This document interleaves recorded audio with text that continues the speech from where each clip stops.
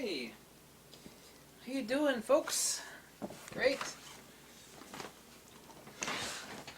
My digital fireplace to keep me warm. Um, if you bear with me for like 2 minutes, I promise you'll learn something. At least 99.9% of you will.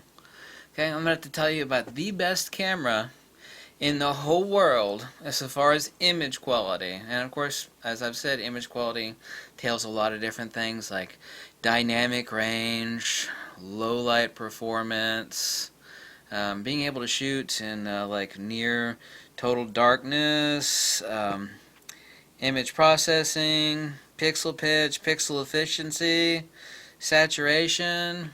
Yeah, amazing. So absolutely the best camera image quality wise in the whole world. So let's learn something here, okay? And then I'll give you an exact example here in a second. An exact Sony sensor, by the way.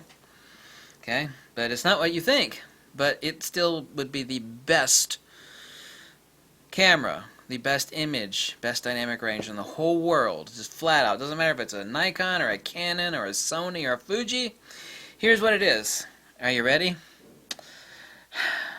Best ISO, best dynamic range ever. It's a 5 megapixel micro four thirds sensor camera. Now I'm laughing because this is not funny. I'm laughing because this would be true.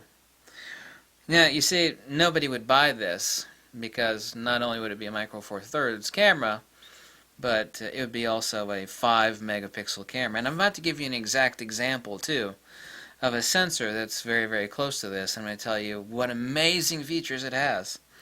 The only damn reason larger sensors perform better high ISO, low light, better dynamic range is not because they're bigger sensors. It's not my opinion. This is a hard fact.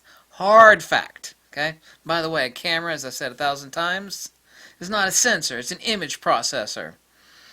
Is the ability, that larger sensor has the ability, because it is a bigger sensor, to slap on larger eyeballs, photosites, and also too, therefore, larger micro lens array.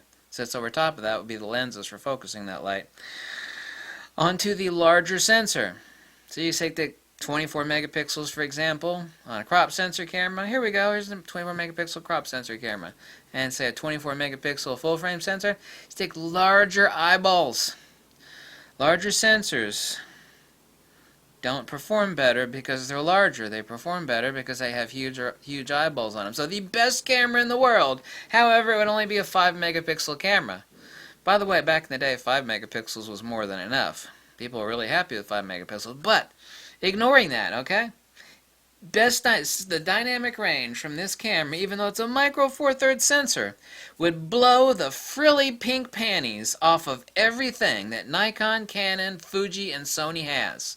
Blow the hell at high ISO, low light, and dynamic range. And by the way, sensor size has nothing to do with exposure, nothing to do with dynamic range. Does not. Doesn't have anything to do with noise. Sure, everybody knows a full-frame sensor has better noise performance. No, it doesn't. Larger sensor just has bigger eyeballs on it. You see this? This is the best light meter money could buy right here. There's no input on this thing for sensor size. This thing is used by people that also use 8x10 large format cameras and 4x5. How big do you think a full-frame sensor is compared to a 4x5? I used to shoot 4x5. I'm talking about 4 inches by 5 inches. Huge! This light meter can also be used for that. So this would be the best camera in the world. I'm about to give you an exact example of this. It's even more radical, however, and it's a real sensor. You could build a camera around it. But, you see, everything's a trade-off? You see that? You see, you know? Here's another example. People say, well, this is the reason why a 24 megapixel full frame performs better than a 24 megapixel crop sensor. You know, like a D750, which is the 24 megapixel. There's a good example. Pretty much a modern camera. Not super, super modern, but modern compared to an XT2. D750 has a 7 micrometer pixel pitch. The XT2 has a 3.9. Same on this. 3.9 micrometer. Little eyeballs, big eyeballs. But this statement is still, if applied specifically, incorrect. It's only a generalization. You want an example? Everybody wants a frigging example. Here's an example. Nikon D3S. D3X, excuse me, I have a D3S. Nikon D3X, 24 megapixel camera. Nikon D3X, full frame sensor. That sensor, even though it's 2.25 times larger than, say, this one, for example. It could be a Sony 24 megapixel, or this, the Fujifilm X-T2 or X-H1. And that sensor, even though it's a full frame sensor, does not only not perform 2.25 times better image quality or IQ, it sucks. It's not only not two times better, it's about 2 or 3 or 4 times worse. It's because it's old technology and old image processing. And once again, here we go, a camera is not a sensor, it's an image processor. Image processor. Nikon D750, Nikon D610 have the same sensor, but they have radically different output. It's due to totally different processing. D750 has much better low-light performance, even though the D610 is the same sensor. Different processing. Want a real-world example? Real-world example, and this is new news, the Sony Pregis IMX174 sensor and the Sony Starvis IMX290, okay? Now these have, generically, almost twice the dynamic range in decibels, upwards of 80 decibels of dynamic range. Oh my God! That just blows the panties off of every other camera out there. It has a 6 micrometer pixel pitch. This damn sensor will basically shoot and you can't see crap. In other words, it's pitch black. Darker than the bottom of a well at 3 o'clock in the morning, and the camera will still pick up light. Amazing! But you see, the trick of it is that's an industrial sensor, and it's a 2 megapixel sensor. As a sensor for industrial application, it has huge eyeballs on it. It has incredible dynamic range, incredible low light performance. It's got huge eyeballs on. All of this stuff is silicon wafer lithography. Okay? There's another example. Like the Nikon D4, for example, which I got a couple of those, 7.3 micrometer pixel pitch. Now the Nikon D5, even though I hate the camera, has much better low light performance. And they're even able to get the pixel pitch down to 6.45, so a good bit less than the Nikon D4, and yet still far superior image. See, full frame sensors don't perform better. People say, oh, full frame sensor, everybody knows those perform better in high ISO low light. That is a generally true statement, but it has nothing to do with the damn sensor being larger. It has to do with the damn eyeballs on that big sensor. Bigger sensor, bigger, not always, but generally so. Like the Nikon D850, for example. Same pixel pitch as the Nikon D500. Now, there's an example, okay, of a full-frame camera that at the level of every millimeter sensor, same dynamic range, same exposure. Slightly different output because the image is processed differently on the D850. Doesn't clip specular highlights as well, as much or as easily, excuse me. D500 is better in low light performance because it is actually processed that way on the main board and actually how the image is converted and dropped onto the card. But the pixel pitch between the D500 and the D850 is the same. But, hello, the low light performance on the D500 is better than the D850.